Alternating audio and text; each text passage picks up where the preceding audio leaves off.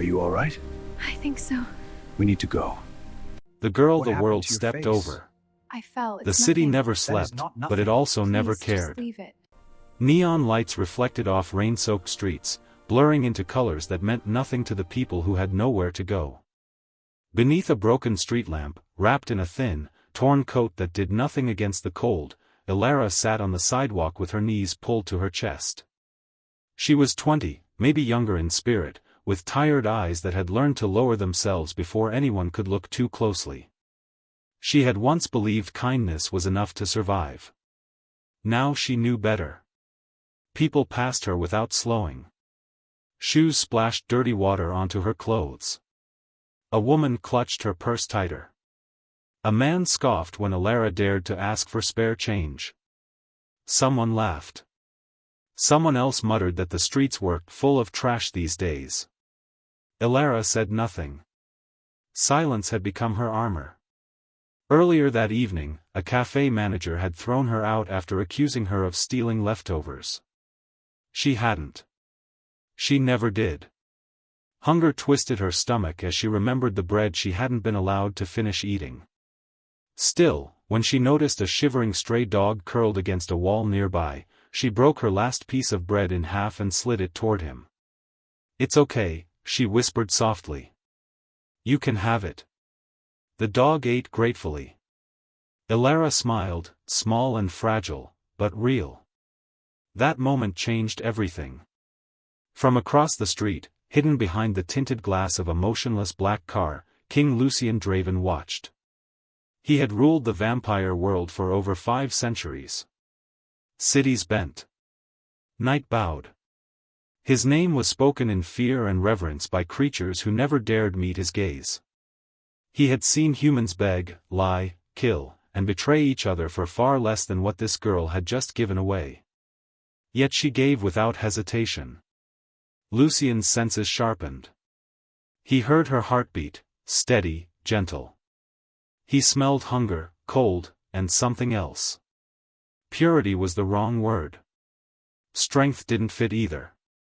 Resilience. A group of men stumbled out of a nearby bar, laughter loud and cruel.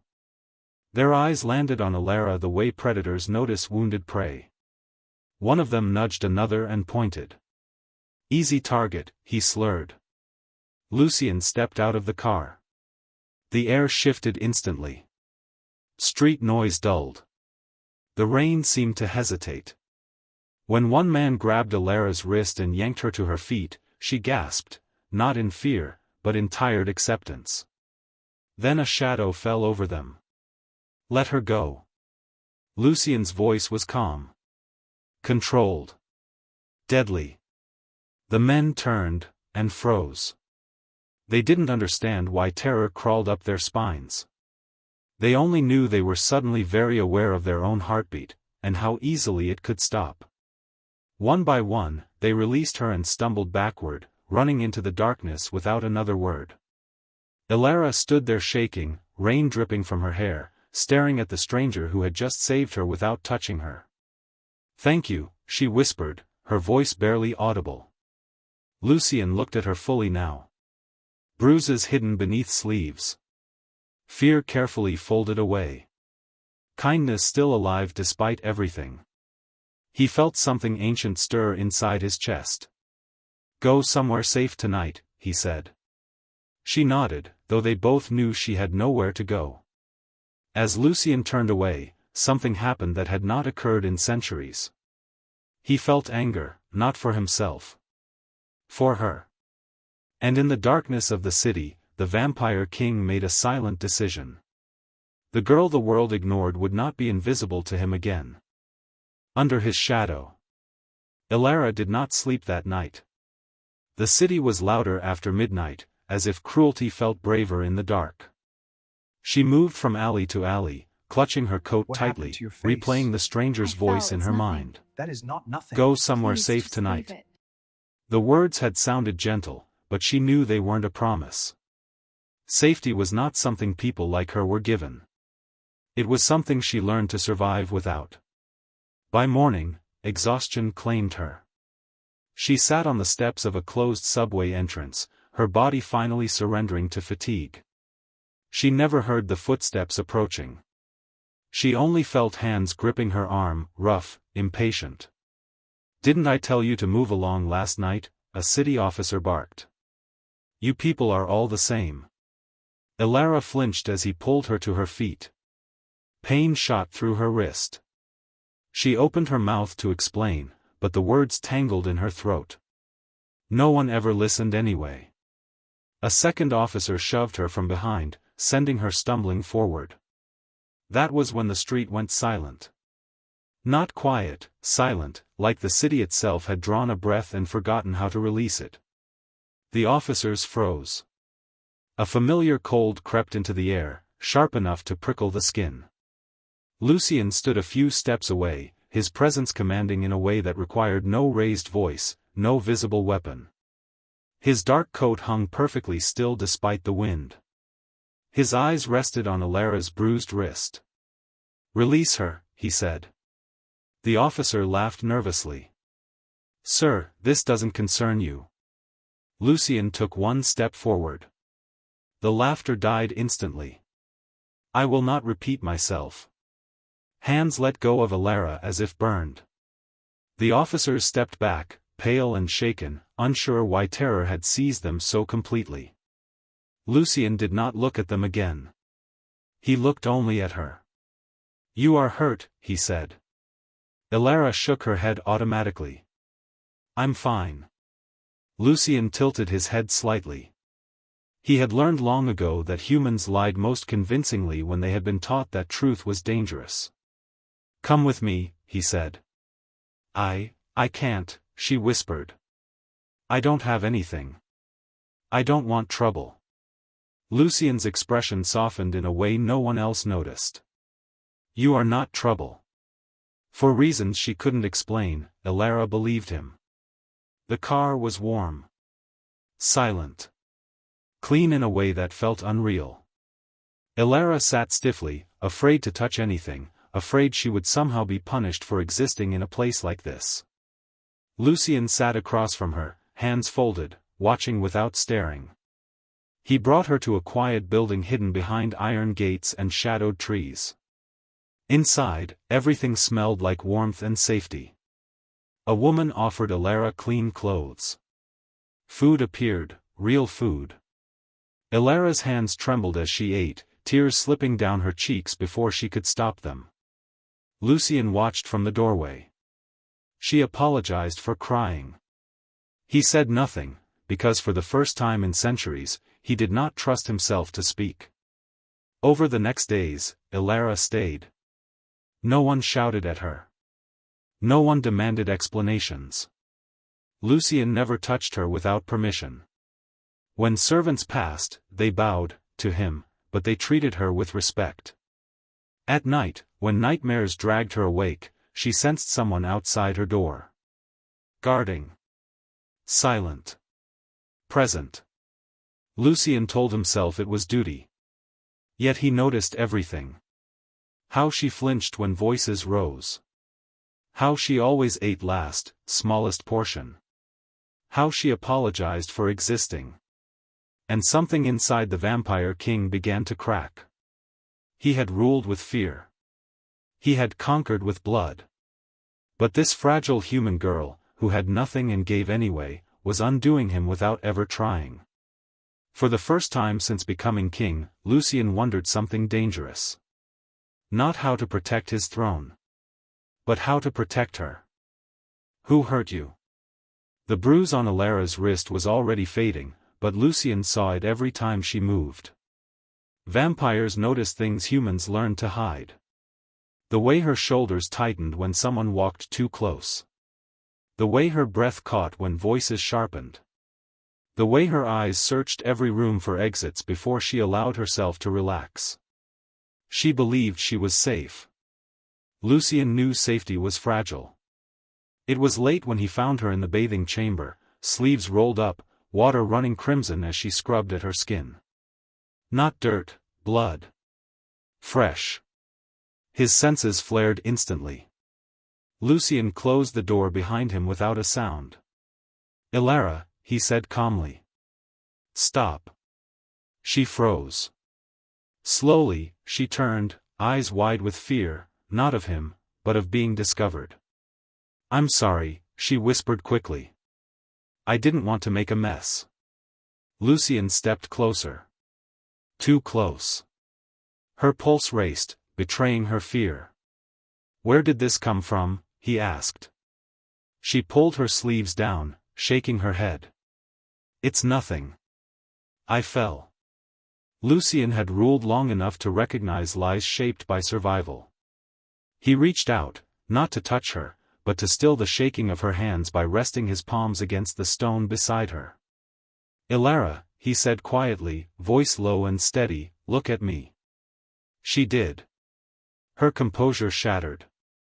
Words spilled out in broken fragments. The men who cornered her near the shelter weeks ago. The gang that demanded payment she never owed. The night someone grabbed her from behind and laughed when she screamed. The officers who looked away. The people who said she should be grateful it wasn't worse. Lucien did not interrupt. When she finished, silence filled the chamber. The candles flickered violently, responding to his rage. The temperature dropped until frost crept along the marble floor. Lucien straightened.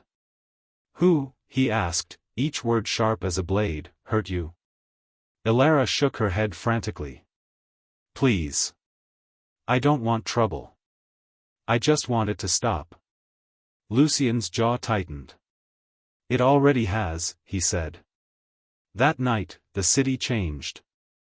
Those who preyed on the powerless felt fear for the first time. Men who believed themselves untouchable woke screaming, their wealth seized, their influence destroyed. Vampires who fed cruelly vanished into dust, their names erased from the night court's records. Justice moved silently, efficiently. By dawn, Lucien returned. Ilara was waiting, wrapped in a blanket, eyes red from crying. She sensed something terrible had been done because of her. You didn't have to, she said softly. Lucien knelt in front of her, a king, kneeling. No one ever asked who hurt you, he replied. That was the world's failure. I will not share it. Her breath hitched. She reached out hesitantly and rested her hand against his sleeve. The contact was light, uncertain, but it shook him more than any battle ever had. For the first time in centuries, Lucien understood something dangerous. Power meant nothing if it did not protect. And Ilara, broken, brave, gentle, had already changed him more than blood ever could. The girl who stood when kings fell. The night court did not forgive weakness. They sensed the change in Lucien long before they understood it. A king who lingered in quiet rooms. A ruler who no longer fed recklessly. A sovereign who allowed a human girl to walk unharmed through halls where vampires lowered their eyes.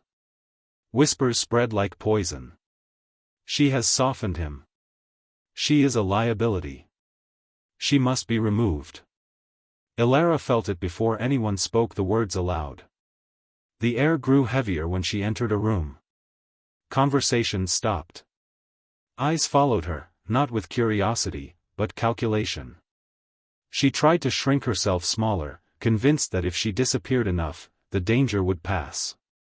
Lucien noticed. You do not need to hide here, he told her one evening. I don't want to cause problems, she replied quietly. His gaze darkened. You are not the problem. The attack came without warning. A rival coven struck during a council gathering, their betrayal masked as ceremony. Poison laced the ceremonial wine, crafted specifically for vampire blood. Lucien felt it burn through his veins seconds after drinking. The room erupted into chaos as he collapsed, his body convulsing, power spiraling out of control.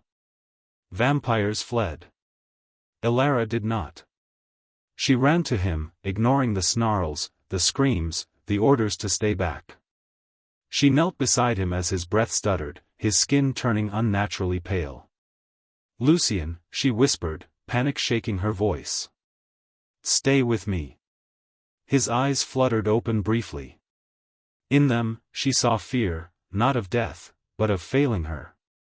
No healer stepped forward. No court physician dared touch him. Elara remembered something then. A memory buried deep beneath loss and hunger. Her mother's voice, soft and steady, speaking words from an old language she claimed was older than the world itself. A lullaby. A prayer. A promise. Elara pressed her trembling hand over Lucien's heart and began to speak. The room went still. The words vibrated through the air, ancient and powerful. Candles flared. Shadows recoiled. The poison spread slowed, then stopped. Lucien gasped. When his eyes opened fully, the court stared in stunned silence. A human had saved their king. Elara collapsed beside him, exhausted, terrified of what she had just revealed. "I'm sorry," she whispered. "I didn't know it would work." Lucien pulled her into his arms without hesitation. "You saved me," he said, voice raw. The council demanded answers. Humans did not speak the old tongue. Humans did not command ancient power. Lucien rose, placing himself between Elara and the court. "She is under my protection," he declared. "And under my crown." In that moment, Elara understood something profound. She had not been chosen because she was weak. She had been overlooked because the world never bothered to see her strength.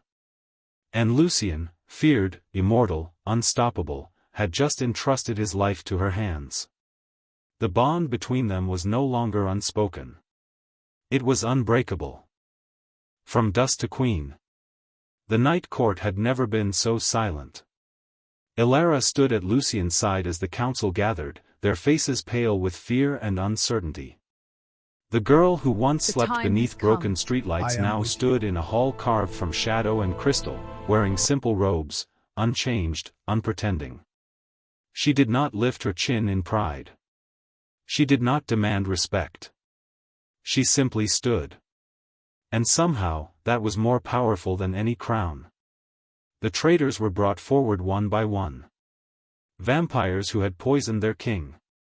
Lords who had whispered that a human life was expendable. Those who believed power existed only to dominate. Lucien's judgment was swift. "There will be no executions for pleasure," he said coldly. "No spectacles. No cruelty." With a single command, their power was stripped away. Immortality dissolved. Titles turned to dust. They were cast out, mortal, forgotten, forced to face the same helplessness they had once inflicted on others. Elara watched in silence, heart heavy but steady. This was justice, not revenge. When the hall emptied, Lucien turned to her. For the first time since she had known him, he looked uncertain. "You saved my life," he said. "You saved my kingdom. I will not decide your fate for you." He offered her a choice. Freedom, wealth, protection, a new life among humans. Or eternity, by his side, equal, respected, crowned. Elara thought of the streets. The hunger. The hands that hurt her. The silence that followed every plea. Then she thought of the man who had knelt before her and asked a single question no one else ever had. "Who hurt you?" "I choose you," she said. Lucien lowered his forehead to hers, reverent. "Then the night court chooses you." The coronation was simple. No chains. No blood. Just a vow spoken in truth. When Elara placed the crown upon her own head, the shadows bowed. Not because she was queen. But because she was kind. Under her rule beside Lucien, laws changed. Humans were protected. Cruelty became weakness. Kindness became power. And somewhere in the city, beneath a streetlight that finally shone steady, a homeless girl disappeared forever. In her place stood a queen. Moral. Never judge worth by appearance. Never mistake kindness for weakness. And never underestimate the girl the world ignored. Because a king might be watching. The time has come. I am with you.